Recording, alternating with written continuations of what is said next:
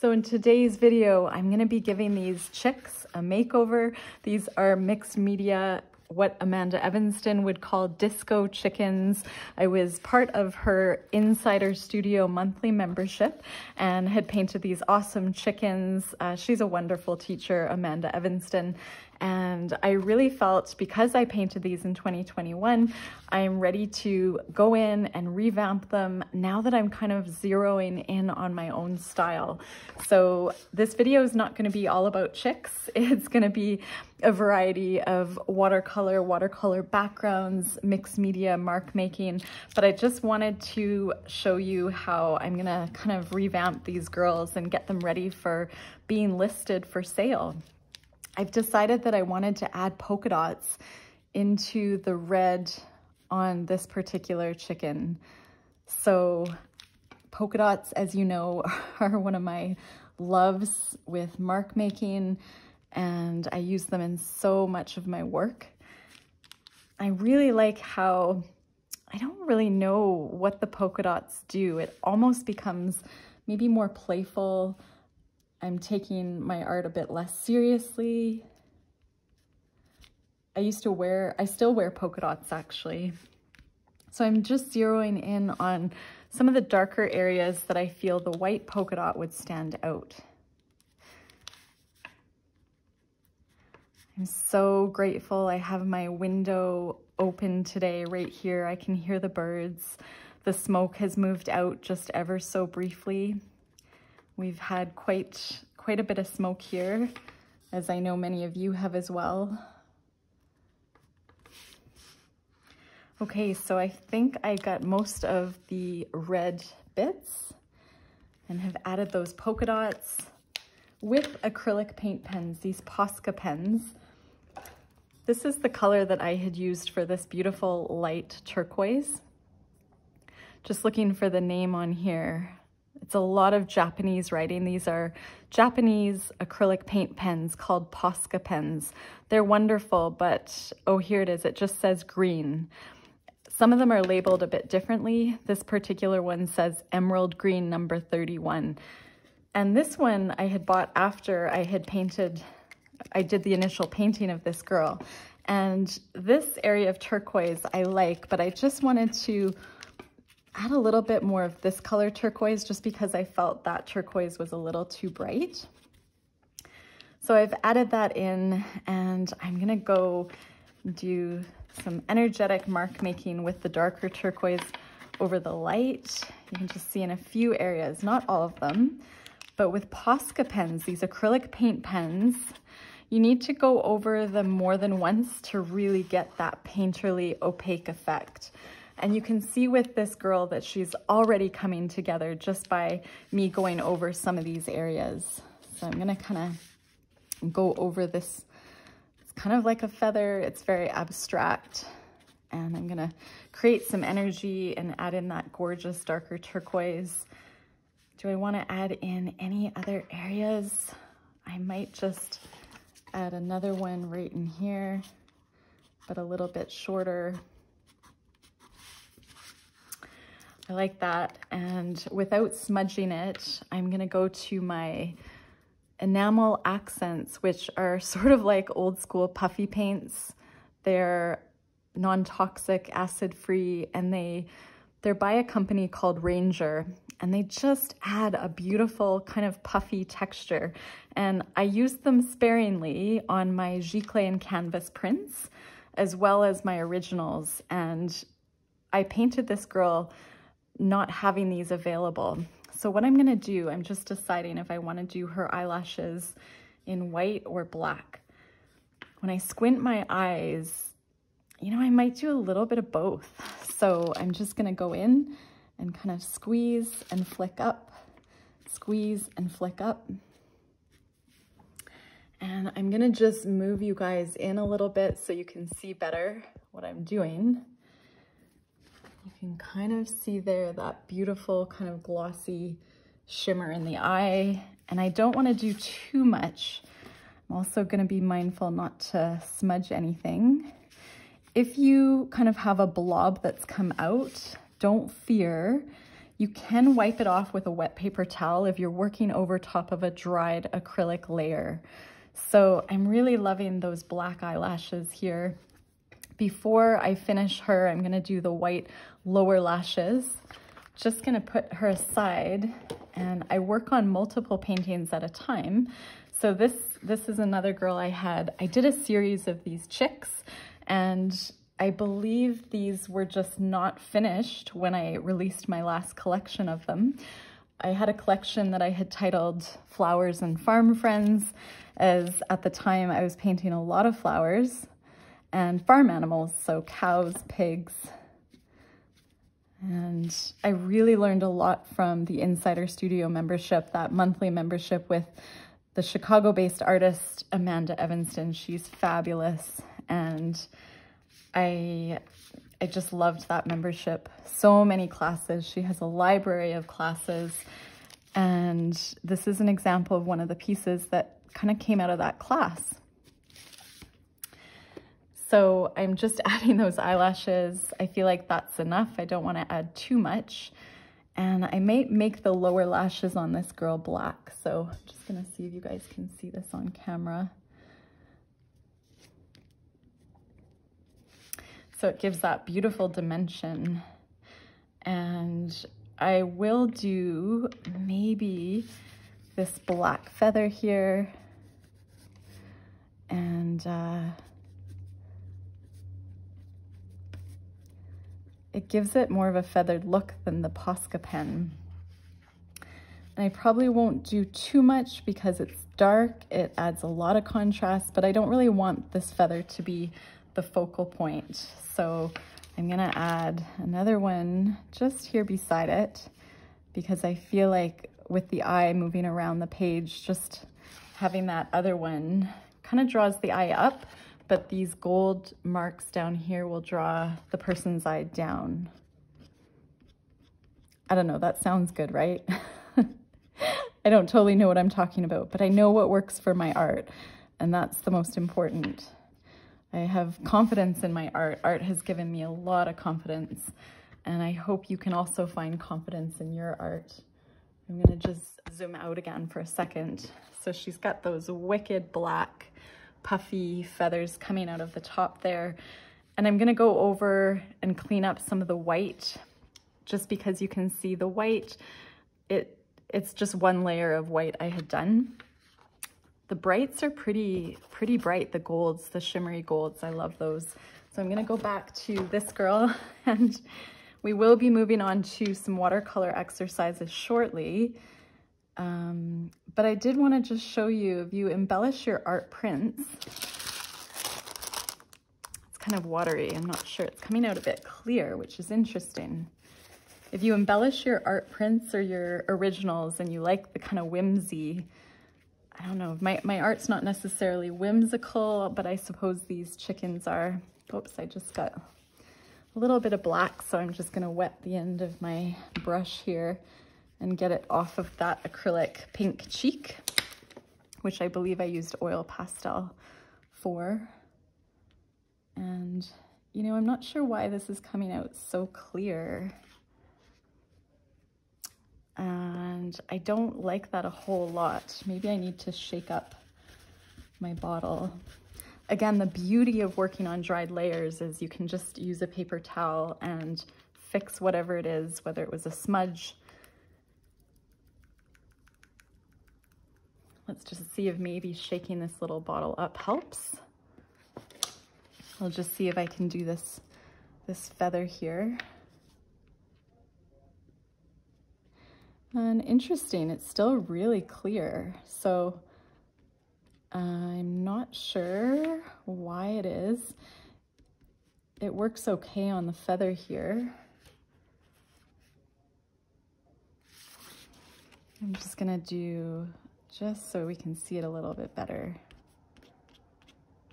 So I'm kind of squeezing and then also kind of drawing outward to get that texture.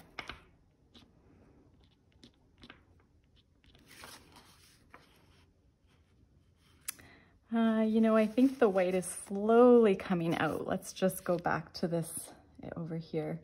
Okay, there we go. It seems to be better now. And I can always go over it with white pen. So when you're doing these lower lashes, you really want them to have that kind of curved effect. I think that's enough for this one. These girls are looking pretty fancy and they're ready for their debut. This one, I'm gonna make sure I'm not smudging anything. I'm just gonna go in and add a little bit of white, but not too much over that black. And you can always add more. Sometimes less is more. These are pretty detailed. And on this one, I'm realizing I haven't done the polka dots. I'm gonna zero in on areas that I want. So I'll just bring you guys closer again.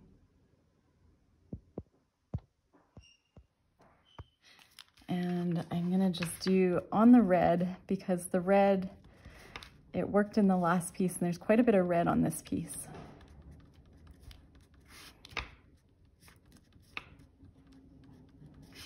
And I feel like there might be a bit of noise out my backyard here, so I'm just gonna quickly shut the screen. That's so funny. We just hired these lawn guys to do our yard, and I feel like the last few times, as soon as I sit down to paint, I hear the lawnmower go. I'm gonna have to get their schedule, which I don't know if they have, but I don't think it's too loud right here, so I'll watch the video back and see. The good thing is they're super quick. They're very efficient landscape guys, so. All right, there we go. Maybe a little bit of the polka dot in the neckline. Okay, so this is just an example of revisiting a work that's been sort of sitting in a pile. And now I'm gonna let these dry and I'm gonna flip over to watercolors. So I wanted to show you this piece. This is 140-pound watercolor paper. I was doing a free course by a beautiful artist group, Mady Rose and Faith Evans Sills, and I will link their names and their account, their Instagram account, in my description. But they have these art retreats called Abstract Bliss Retreats. Now, I haven't gone on a retreat, but I have taken advantage when they offer these free watercolor and acrylic exploration classes. So do check them out on Instagram at Abstract Bliss Retreats.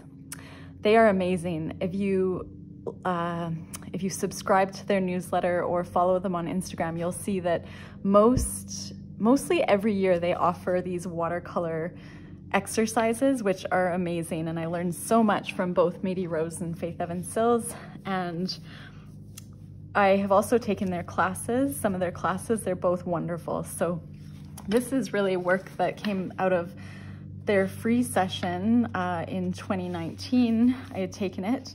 You can see I was playing around with a Posca pen. Now I want to go back with my white water-based Sharpie acrylic paint pen, and I want to brighten up that white. So it's so funny because this exercise of showing you this piece was not about me finishing it or adding this white, but in 2019, I was just starting out with acrylic paint pens and watercolor, and I didn't know that to get that opaque effect, you have to go over your lines at least twice. Okay, and the funny thing is, here we go. This is sort of learning, an artist learning right here. I was trying to make my own kind of like a resin, but non-toxic. And I can't recall exactly what I used, some type of a pouring medium. It's so funny, I wish I'd written it down, but you can see this shimmer right here. So instead of coating my watercolor and kind of finishing it, if not behind glass, I was using a wax medium to finish my art. However, I thought, wouldn't it be cool if I could use like a resin-like pouring medium over top? And so you can just see this is me playing around, and I did figure it out. I wouldn't say I perfected it, but I am gonna go back to that at some point, because you can see if I spray water on this area of watercolor, normally it would run, but it's not running because I have that coat of what I believe was pouring medium. I want to show you this because this is what I would do sometimes if I was kind of stuck in a rut and wanting to do like a watercolor warm-up for myself. I'm gonna grab some watercolor paper, not my Arches, but something a bit more affordable.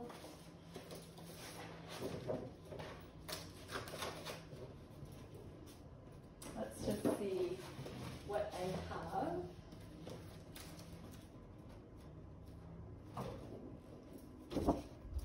So here's one I did with spray inks. This is again in 2019. I'm just gonna make sure you all can see that fairly well. I really like this, but I don't love it. I would go back to it. You can see that I used the Faber-Castell gelatos here. I can run my watercolor brush over that, clean it up.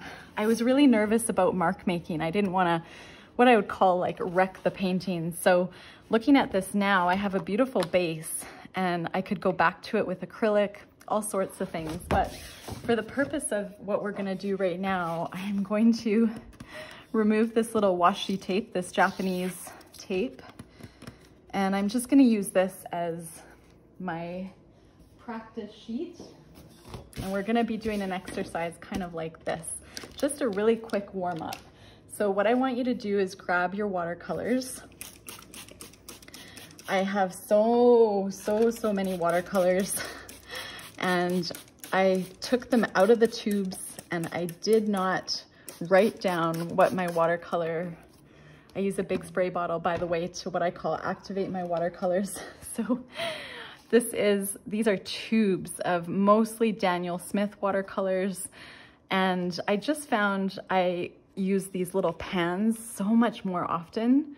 And I thought I have to just get them out of the tubes and create my own palettes. So this is watercolor. I don't know the names. I'm so sorry, but what I want you to do is grab 140-pound paper. And if you have really any kind of brush, you know, if you have just this small little brush, this will do, because I want to just show you it's just about getting marks down, learning to do, you know, marks that you love. Just gonna get that. Whoops, kind of ripping my paper here. But I've activated my watercolor. I'm gonna grab my water here and I'm gonna dip into this gorgeous fuchsia purple and just kind of basically play around with marks that I love with the brush that I'm using. So just to start out, I'm just gonna go across the top of my page here. I'm just gonna see if I can get a little bit of a brighter pink color. It's beautiful. And I'm gonna just gonna put that on my palette here. Just gonna use this little plastic palette. I'm gonna pull the watercolor down a bit and just watch what it does. And then what I'm gonna do is dip into my mustard yellow. It's kind of like a yellow ochre. I'm just craving this yellow ochre color right now. So whatever watercolors, whatever paints you have in front of you, even if they're watered down acrylics, what I want you to do is just play around with how you're using your brush.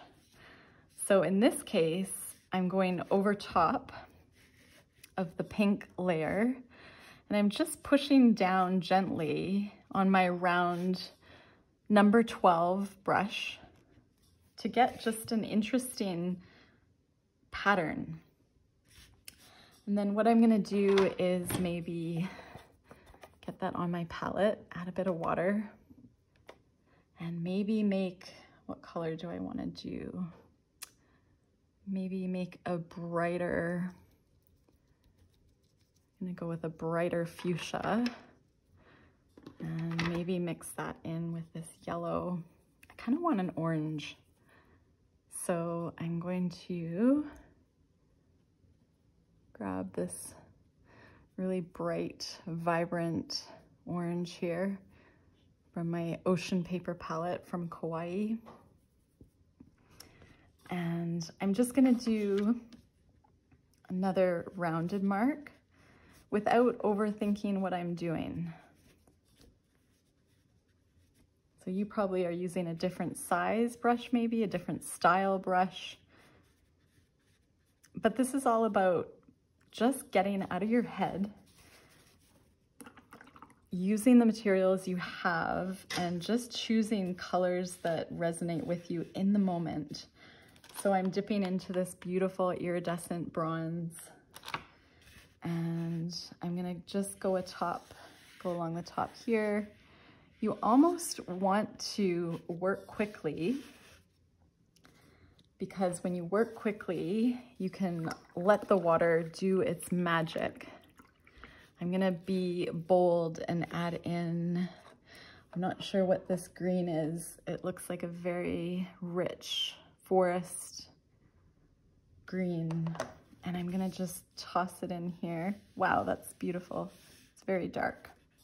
I'm gonna dip back in my water, and because I dropped some color up here, I'm just gonna go with that. And I'm going to now decide what color am I craving. I almost want to add in one of my favorite colors, which is almost a Prussian blue, a dark navy blue, midnight blue. And you can see I'm using the tip of my brush instead of the whole brush. And maybe one thing I like to do is triangles. So just without overthinking it, how would you hold a pencil or a pen? And can you pull down some of the color in the row above? Whoops, that's okay. I created backwards triangles. And the beauty of this exercise, there's so much beauty in it. It's about relaxation.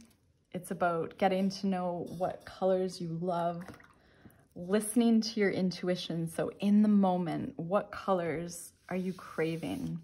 So I don't use this blue very often, and I realize that I'm missing out because it's such a gorgeous, I think it's like a cerulean blue.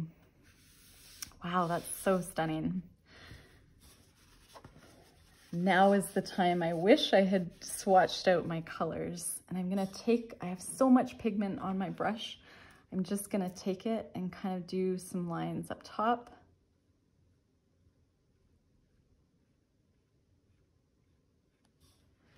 And so this is sort of a take on the Abstract Bliss retreats. The exercises, I highly, highly recommend their classes. It's just sort of, they teach the most amazing exercises about just getting out of your head. I'm gonna dip into this darker color here. And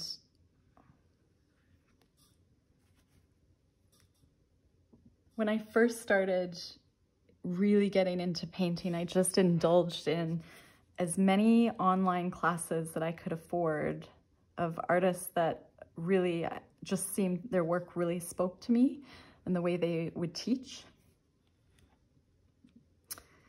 And I actually started painting initially large canvases, like 60 by 40 inches. And it was very freeing, and I almost had to learn how to paint small because it's very different. And you can see this is just the back of that other painting that I'm sort of, I'm painting on the back, and I might love this side more than the other side. I think I'm starting to. When watercolor dries, it has so much beauty that you just, if you were trying, you really couldn't get that same beauty.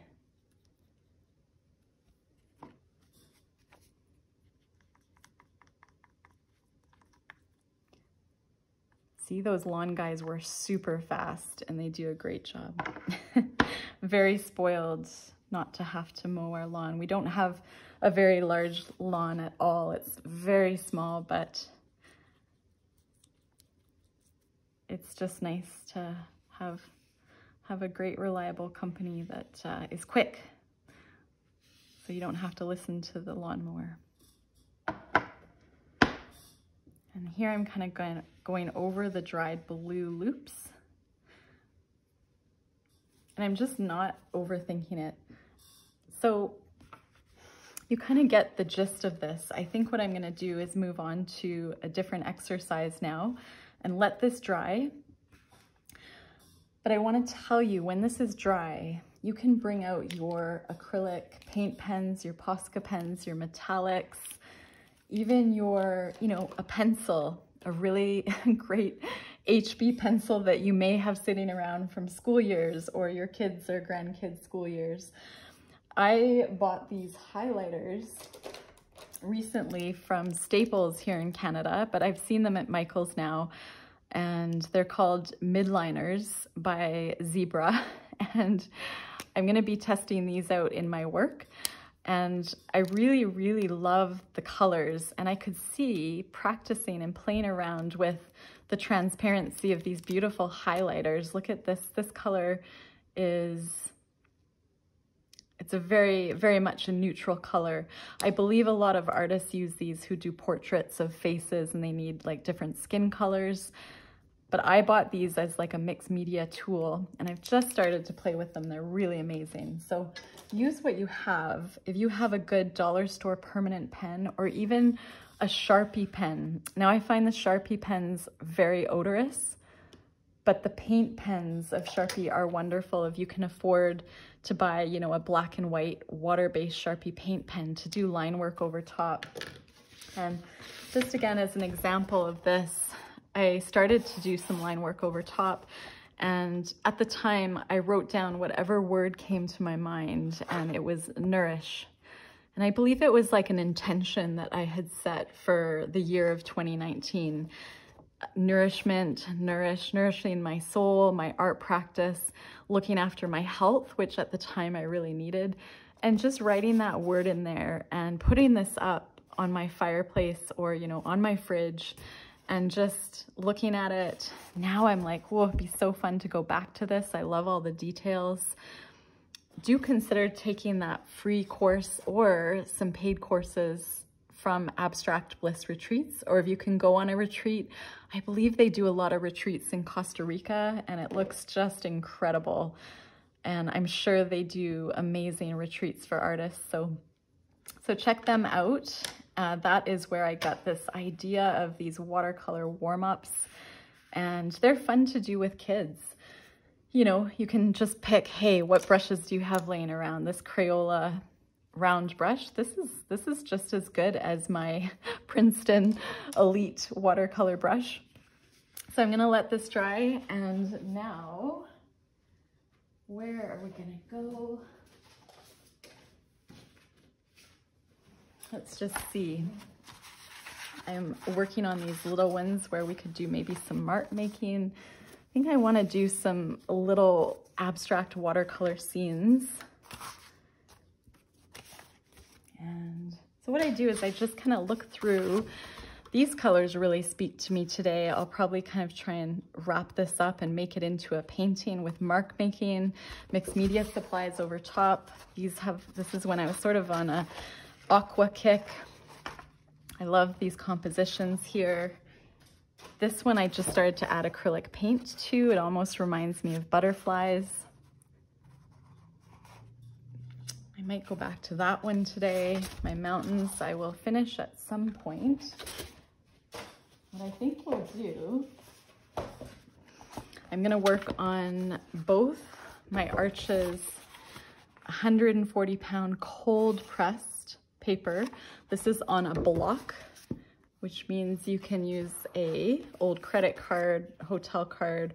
I use just my fingers sometimes, or a clean knife. And when the painting is dry, you can take it off, and that way it curls less.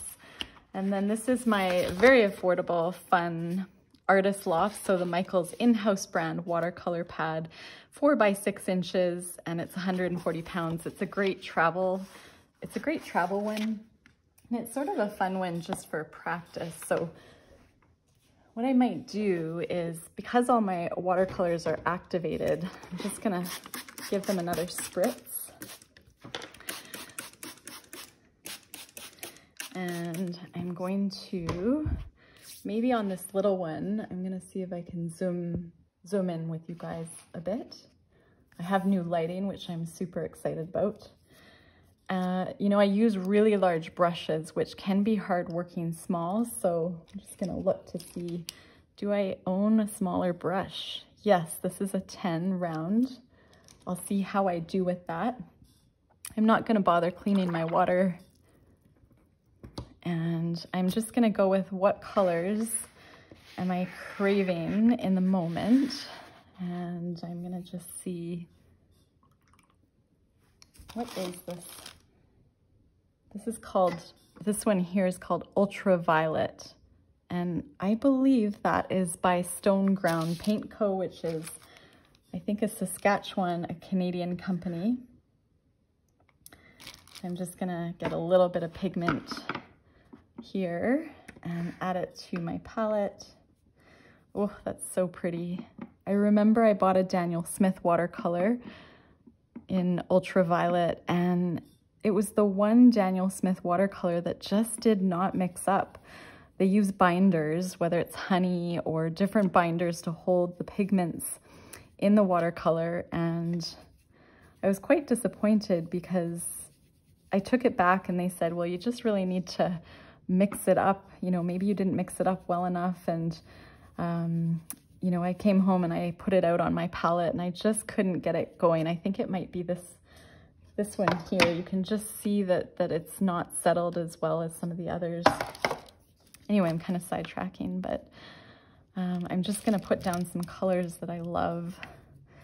I'm gonna kind of do some of the orange. And I'm just not overthinking the composition. I'm gonna use some yellow, just kind of drop it in here and maybe pull it out. I'm definitely finding it challenging using a smaller brush, even though it's just a tiny bit smaller. There we go. There's that yellow that I wanted. Yellow is such a joyful color. And I'm gonna add maybe some of these turquoises that I mixed up. So what I want you to do is just, you know, I'm not really talking you through this one. I just want you to get out some high quality paper, 140-pound watercolor paper, and just kind of play around. Just let your mind go. And don't worry about how much paint you're putting on, you know, don't worry about mixing colors. I know when I first started, I was really hesitant to mix colors, even like within the palette, but you will grow as an artist if you can just let go. So let go of any judgment. Don't judge it. You know, even when you feel like it's finished, or you may not feel like it's finished, and that's okay too. You can always go back to it. Think of it as an exercise in just learning what you love and what you don't enjoy. It's all learning. So I'm dipping into the yellow ochre, and I have no idea what composition. Sometimes when I'm finished a little painting, you know, I can turn it around and look at it in different ways, and it may change at the very last minute as far as like what kind of a composition I do.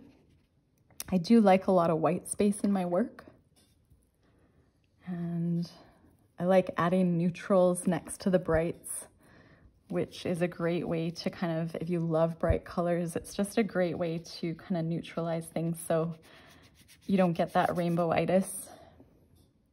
Or you might love that. I've seen some social media accounts where the paintings are just all like these gorgeous rainbow compositions, and that's okay too.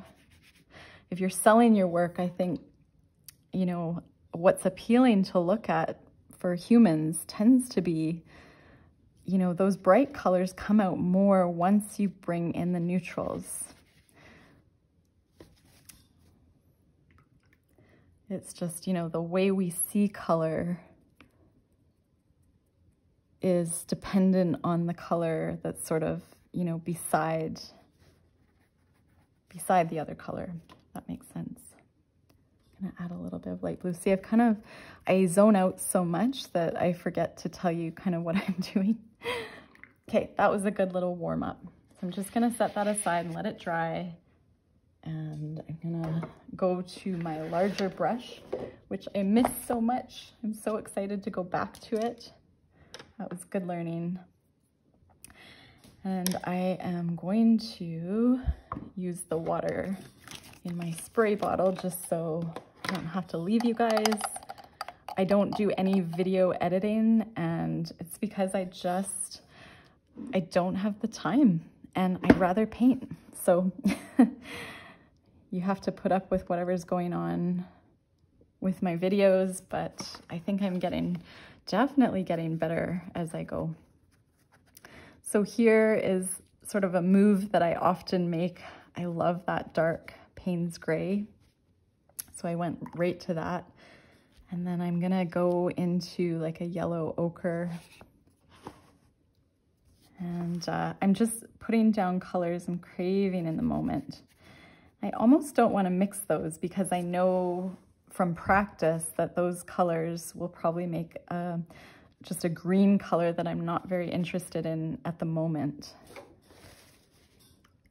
I'm now craving more of a bright kind of orangish yellow, but I like to lighten it up a bit with white. I'll just kind of drop it in there. It's like a buttery yellow. There we go. I like navy and yellow together. And I'm just deciding what else do I want to do. I might actually go into this brownish color on my new Ocean Paper palette. I think it's a reddish brown, and we will find out. Yes, it is. That's kind of neat. This is like looking like a very abstract landscape is what I'm trying to paint here. And it's so much fun because when this dries, there's just so many things that you can do.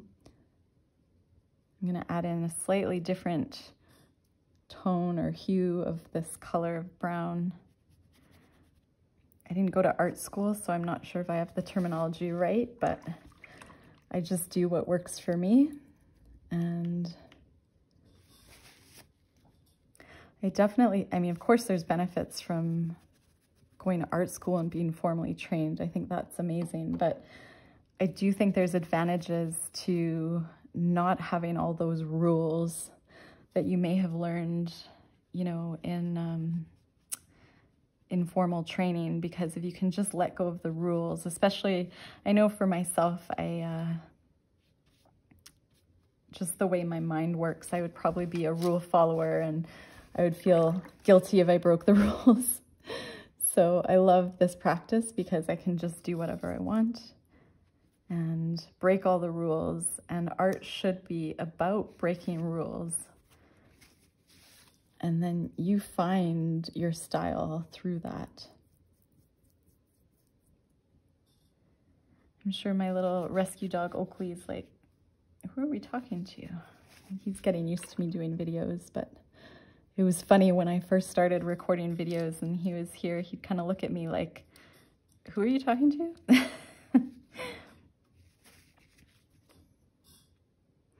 And I'm gonna go back into that initial dark color and drop it in. So I get a lot of pigment and a lot of water on my brush. And this is a really interesting landscape. I feel like adding in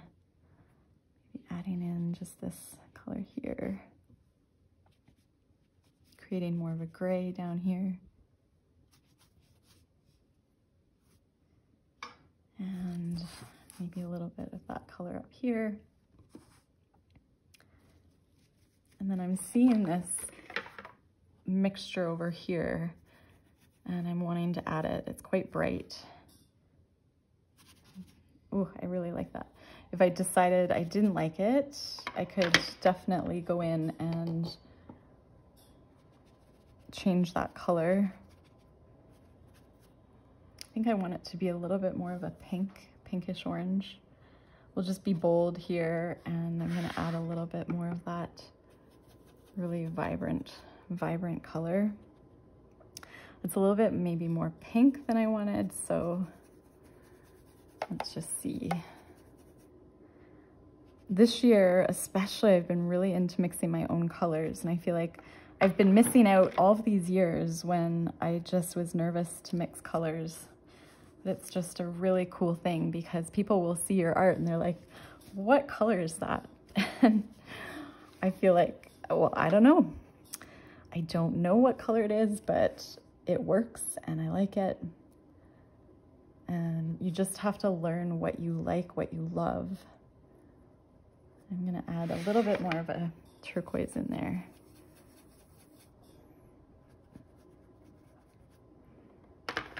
So I'm adding some of those brights that maybe we're missing.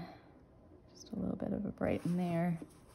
Okay, now this is a lovely landscape, and it's just, when it dries, it will be calling my name to go back to. What I do is I just look at, is there contrast? Are there lighter lights and darker darks? So I see over here, there's some darker darks, lighter lights. There's some brights, there's some joyful colors, there's some neutrals. I've left some white space. If the composition isn't something I love, I can just add marks, you know, with paint pens. I can paint over it with acrylic. I can just write a word on it. You could write your grocery list. So the possibilities are endless.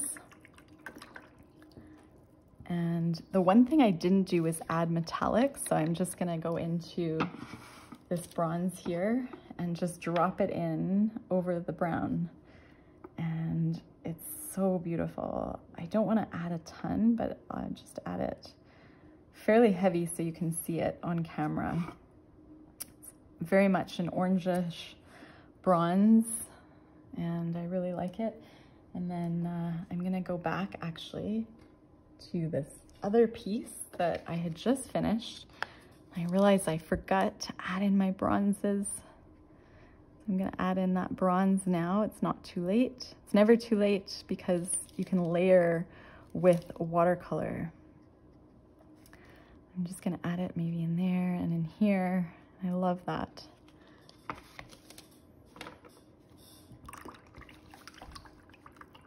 Okay, so I think those are great watercolor exercises to start with. And what we can do is maybe I'll go back to this painting and decide, do I want to add any watercolor to it? I think I want to add some mark making.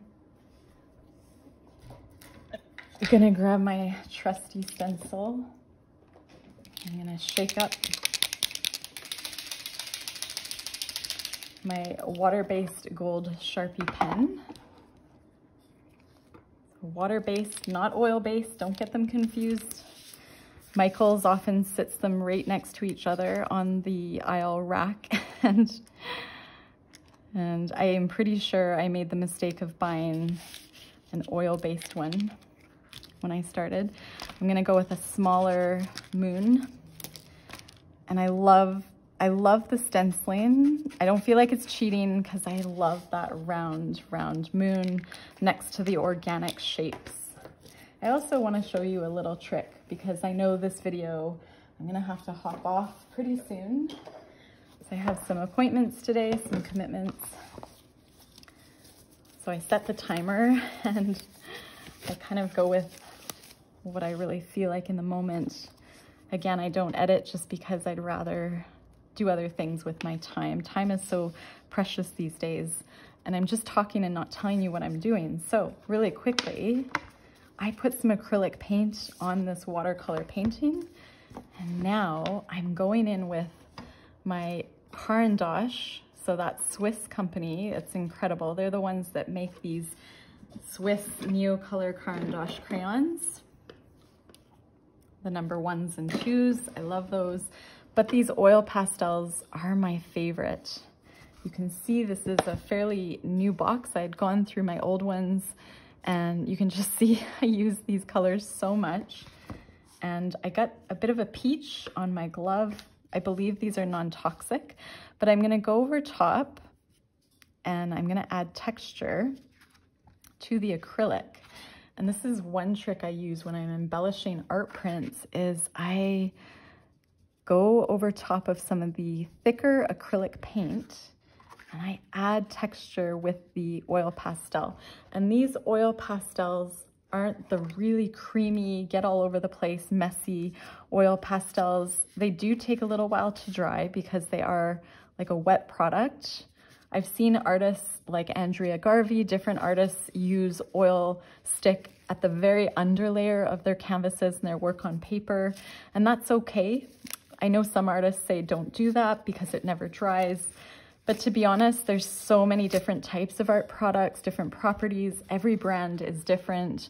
But these are called Neo Pastels by Carand'ache, and they really work for me and how I use them. And over weeks, I can go back and kind of rub my hand over them, and I don't get a lot on my hand.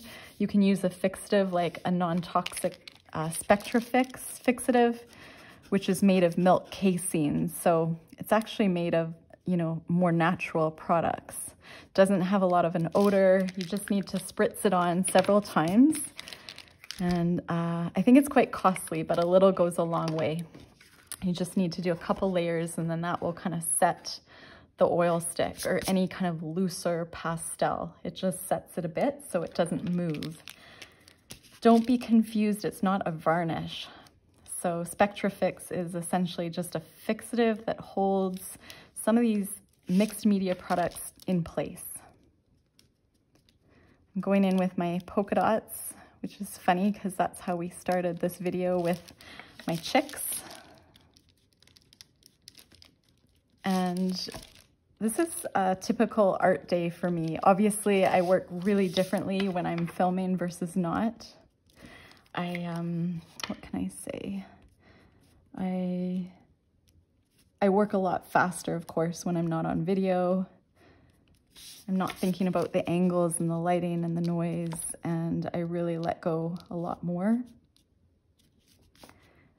But I want you to know that this art practice is so wonderful for mental health. If you can just turn off the judgment of what you're doing and just go with what you love and just not have any of that negative dialogue in your head about what it is or what it isn't or what it should be. And you don't have to share it with anyone unless you want. But I encourage you, again, even if it's just grabbing some paper, adding color that you love, you know, even if you just have a highlighter. Okay, so I'm starting to really like this piece a lot. I often sign my work before I'm finished, which is quite funny, but it's just this practice I've always done. Sometimes I look at the composition in a different way, and I kind of squint my eyes. When you squint your eyes are given much more of a focus as to what you're looking at. And oh, there's my buzzer. More about that later. I'm gonna turn off my buzzer and sign off for now. Thanks for joining me. We'll see you soon.